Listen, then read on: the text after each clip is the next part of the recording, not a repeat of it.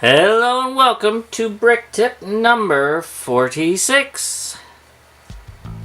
Yesterday in brick tip 45, I was showing you the building frame design I came up with. And in that video I mentioned that the floor was not working well. It had gaps, it was causing stress, and I had to redesign it. So I went through a few different iterations this morning and I came up with a floor design that works really well. I'm quite pleased with how it all fits together. So this floor is not actually attached to the frame. It is pressure fit, which means I trapped it in there. And by doing so, I created this floating floor. And let me just give it a shove to show you that it actually is not at all connected to anything. Now, this involved a little bit of trickery, one of which was getting it to look like it actually does lock into these plates.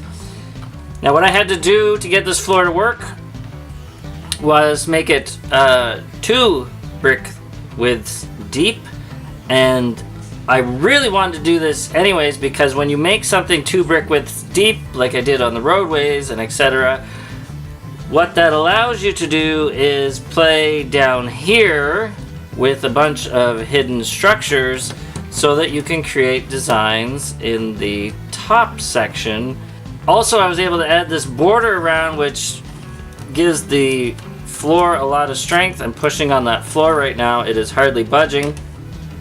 And these locked in perfectly around the side due to the way that the hinges work here. So that works great. I got a border. I will see if I can pop out one of these floor sections so you can see how it works. One thing I wanted to note before I do that is the lack of gaps. That was my biggest concern with the other floor, is there was a lot of gaps, and you can see there is very little gappage here. The only gaps are a bit around the posts. You can see where that stud fits in like that, it's pressure fitted against this post. Same on the other side. Now that can be easily covered by decorative details. These are the floor sections by themselves outside of being trapped, so you can see where the posts fit in here and on the side and up here. So when they squeeze together, and it's actually not a lot of pressure, it doesn't force any bricks out or anything like that or any of the plates.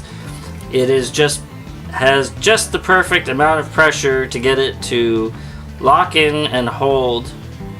So the great advantage of doing floors this way is when you bring your plates across the outside to hide the edge of the floor, what you can do is go 4 wide with those plates and lock in the top and the next floor down, which opens up the possibility of making these buildings as high as you want.